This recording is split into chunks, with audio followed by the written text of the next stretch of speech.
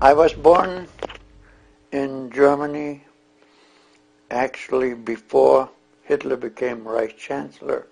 I was born into a family that raised me on an estate called Waldgut Horker, the forest estate. One thing I remember, I had a very strict father, was that he maintained, Waldmenschen haben keine Angst. People who grow up in the woods are fearless. That did not apply to me. I had reached the age of 10 where it was mandatory, and most people don't realize it. It was mandatory to join the Hitler Youth. In September 38, the law took effect. So the Gestapo could come on your home and arrest you if you had a son, or a girl for that matter, between the ages of 10 and 18 who did not belong to the Hitler Youth. In my case, I must admit, and retroactively looking back, I fully understand. I wanted a uniform. I wanted a camping knife, the whole outfit, and I wanted to belong. So I couldn't wait to be admitted to the Hitler Youth. In 1938, my birthday is in May, and April the 20th was the cutoff day. So I became a Hitler Youth and rose pretty fast.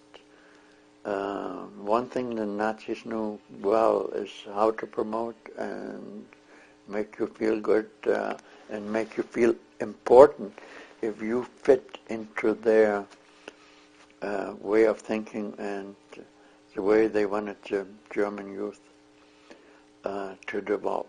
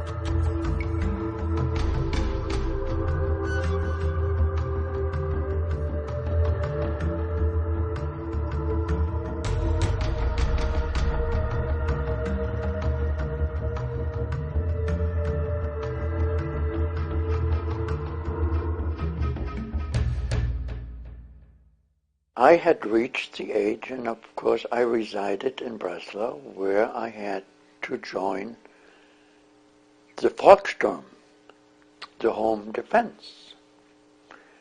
Boys or men from 16 to 60 had, by order of the commander, assemble and go through quick training and move in front of Breslau, which was the capital of Silesia, and declared a fortress to stop the oncoming Russians. Just picture us, 15, 16 years old. And then they did one smart thing. They separated the youngsters from the older veterans. And we marched east, and we came to the point where in opposing villages there were the Germans and there were the Russians. I didn't make it because I got shot in my behind. There I ended up in my first so-called field hospital, which had nothing. The floor were our beds and no medication. And I just had my belt here, because that was our pain medication. And the order was, beiß ins Leder, bite into the leather to manage your pain.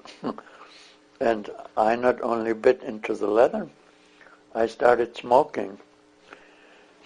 So we had some quick bazooka training again, and Gutschke, who was our unit commander, had made me his courier, and I was between Berlin and Frankfurt out there on a Guts estate, large farm, polishing my belt, and a jeep drove up, and from the jeep a high official descended, and he had a wooden arm, and I realized him immediately that he was the top Hitler Youth leader by the name of Arthur Axmann.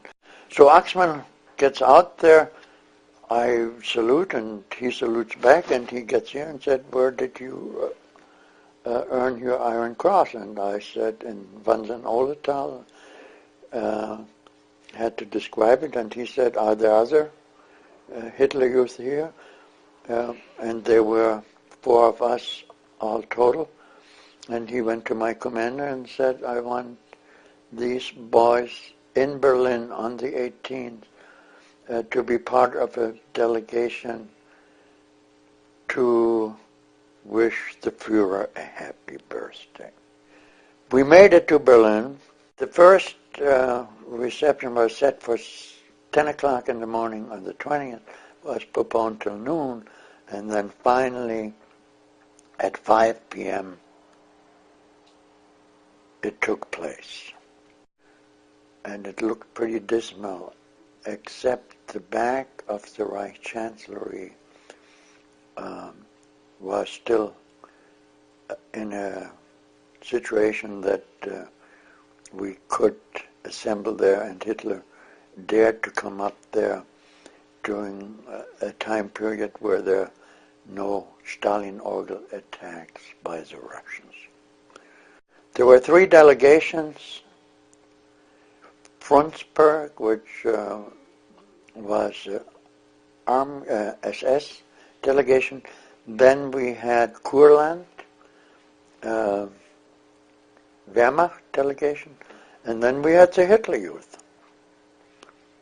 And I was number 2 in the lineup, and I could not believe the position and the condition Hitler was in. In 1945, when he came out escorted by 2 of his adjutants, Günscher was one, and the other, I can't think the name right now, who left in a courier plane.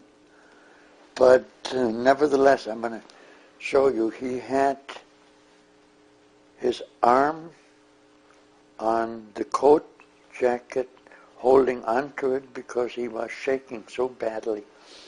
It looked like today one would suspect some Parkinson disease or what have you.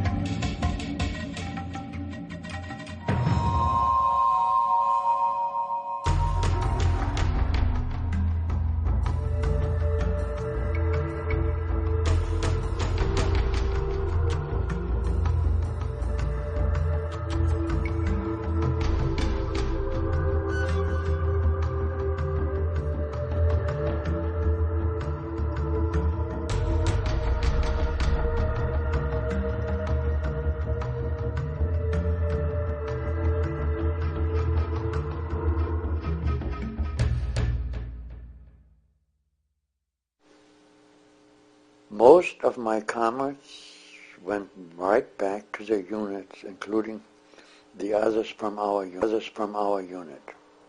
I don't know why. Maybe because I had experience as a runner. Axmann set up his own home defense unit, Berlin Brigade Arthur Axmann, and he put his hand on my shoulder and said, "You're going to stay in Berlin and you're going to be my courier." Order. Yes. So that is the reason why I ended up in the bunker. So after I was selected to become Axmann's courier, we went to the Reichsjugendführung and to the old offices, and then the Russian Katyushas reached us, and then Axmann went to a Lagebesprechung, which was a situation briefing, and came back and said, "We are going to move into the party chancellery." Now guess what? The party chancellery was right across from the bunker entrance, but not the main entrance, but the back entrance of the bunker.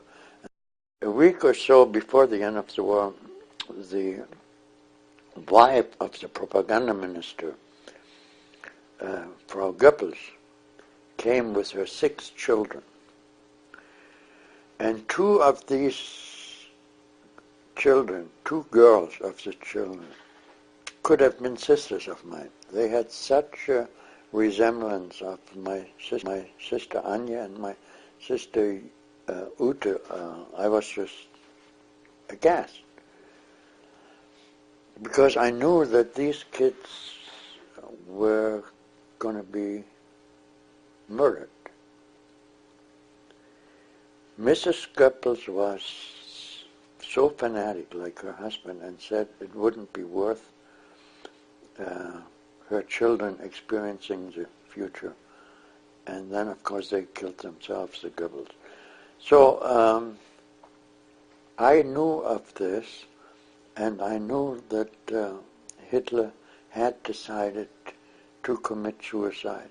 So Axmann came over to Wilhelmstrasse, where we had our quarters, and he had his command post, and told us that Hitler had committed suicide. Now the whole picture changed. I think instinct sets in. I suddenly started thinking, how do I survive? And during this time, word came down that General Monke, who had decided to get his troops out of the bunker area.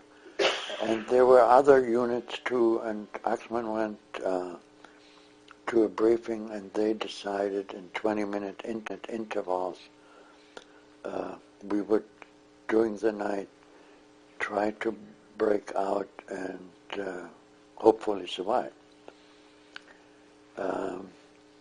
The time came, we were supposed to go as number 5 in 20-minute intervals, but Oxman got impatient and we went in 3rd place and came to a bridge,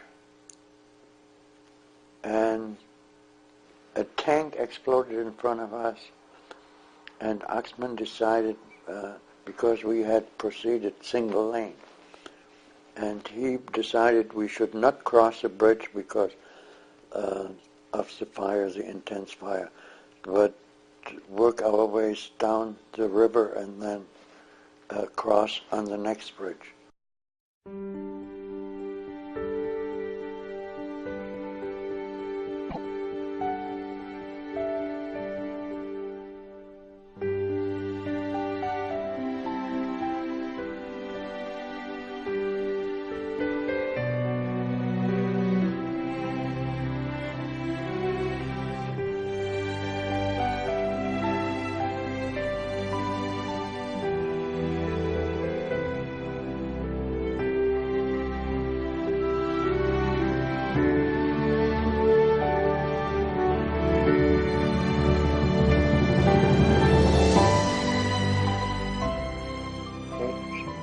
That's it.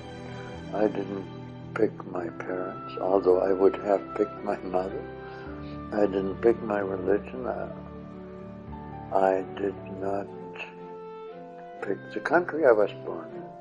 Well, they are doing quite well now, by standards. But one thing I resolved for myself is that brutality is not anything that